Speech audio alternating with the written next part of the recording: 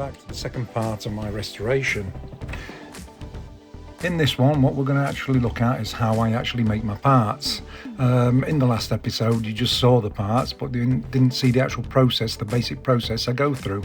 So first of all, we get the part, we make a template out of cardboard, as you can see here, slightly oversized. It's always better to make them oversized, so when we actually make the part as well, then we can always make sure it fits. If not, we can trim to size. It's a lot easier to trim to size than try and stretch it logically. We can't do that, so we just slightly oversize it. You can see here we use simple techniques like just using a piece of pipe and just bending it round and contouring it to the shape that we actually need to make it fit.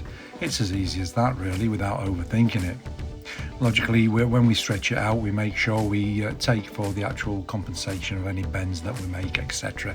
You can see if you've got a big vise like mine, you can actually just put it in and you can make the creases and the bends to fold over. If not, a couple of pieces of angle iron, 8-inch or 10-inch, one on each side of a vise again, and it's the same thing.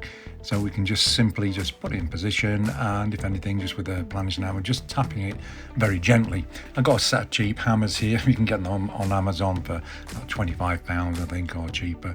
But like I said, there's nothing special. And we can make the part. So as you can see here, we've made the part, and then we can try it out. As you can see, it's slightly oversized, is what we were aiming at, and we've got it. That's it. Again, if we have to make different shapes, we can use what we've got as templates sometimes, for forming. You can see here just these pieces of metal, put them together. If we welded them in a T-section like this, put them in the white vise, we can actually round them off, different sizes and things, to use them as forms, when we're actually shaping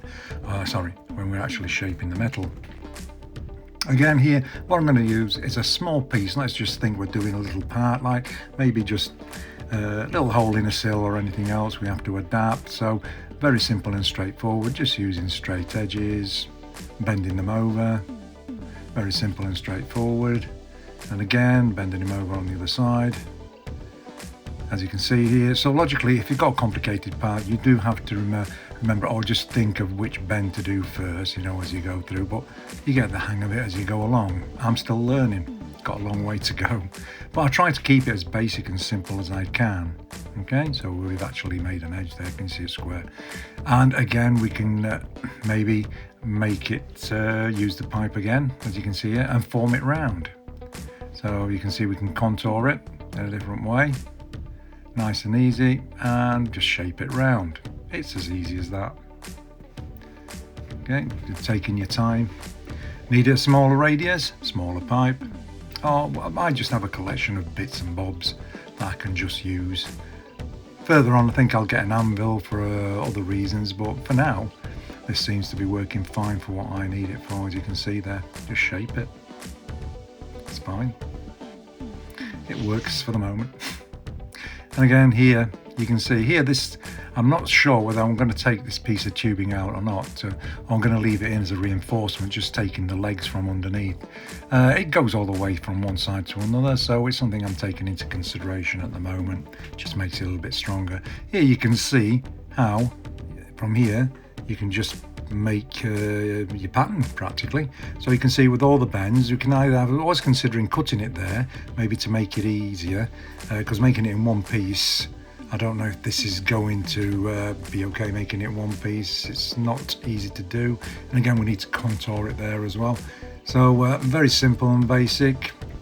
We just cut out the piece of metal. Simple shears, like we said before. I got these for less than £40 on eBay. It's a lot easier than grinding really on thin sheet metal, so we're going to just cut it down. Only takes a few seconds, as you will see here. This is just about in real time I'm showing you here. So nice clean cuts as well.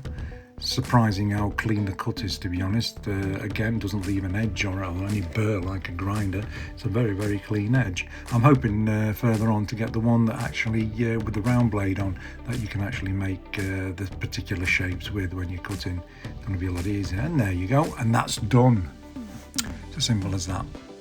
Now the next step, as we'll see in a moment, we need to clean it off. So again, I just clamp it to a little bench or anything that, or in this case my little table, and just clean it off with the grinder, with the disc. Remember, the more you grind it, the more heat you're putting in, and sometimes you do get a bit of distortion. So if it's a particular piece, just keep that in mind, okay? Don't overheat it. It will distort quite easily. It's very thin metal. Okay, so it follows the pattern. Here I'm even using blocks of wood really, maybe sometimes make, instead of sharp curves, gentle curves, and here you can see it shaped, and I've actually put the two together. You can see they just they actually just mount together, sorry, as the original ones did. Okay, and here we have the parts that we actually copied from that corner, what we did have. Okay, now this part here in particular, we did not have anything to make it from, so it's just through measurements, because you can see it fits absolutely fine. So I measured it round, again same system, cardboard and everything, cut it to size enough, because if we remember here, it's absolutely destroyed. As you can see here, there was nothing, no pattern to make out of this. As soon as I touched it, it just went to bits. Okay, so you can see here again, we've put it in and we've shaped it round. We're starting to get it right. Remember, I took all the measurements and everything of the distances before we actually took everything and disassembled everything, and it fits in just fine there, can you see? So that'll be welded in there on both sides. All we need to do now is prime them. So again, with the weld primer, I'm making sure that it's well protected, but at the same time, if I have to weld any reinforcements or any other angles or anything inside further on as we go along, at least with the weld through primer I'll still be able to do that. Now what I have done is taken off the little bit of edge where I'm actually going to weld from the primer, and then we'll just prime it again like I said, but the rest of it is there, so I can still weld on quite easily because it's weld through primer.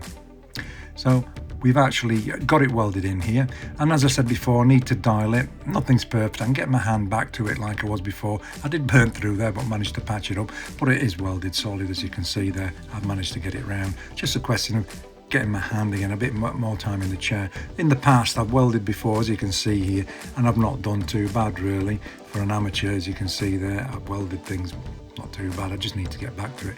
And here it is placed again, and we put the part that we cut out just to show you that everything fits like it should again with the new parts in, and it's fitting fine.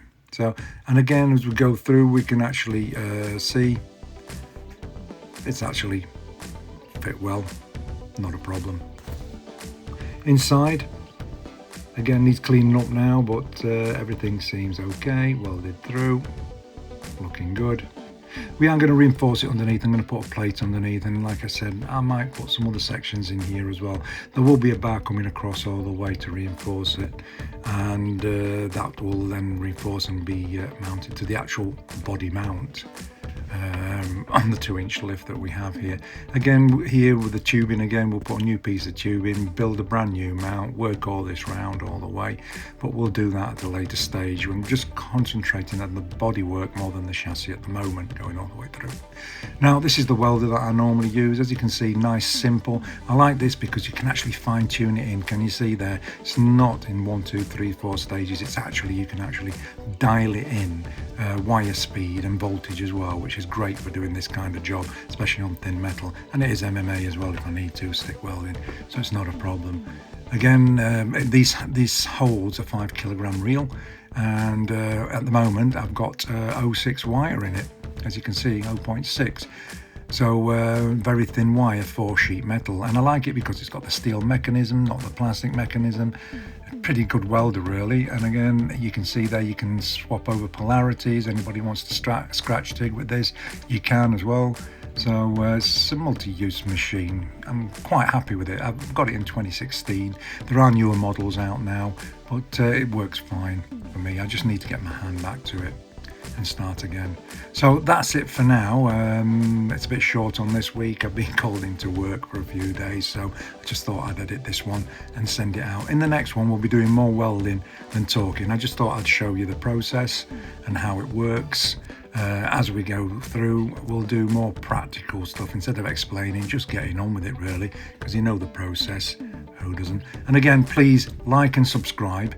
And anybody that's watching and thinks they can give me any advice or anything, I'm more than welcome to criticism, advice. I'm looking out for that as well, okay? I'm always learning. Always. Bye. See you soon.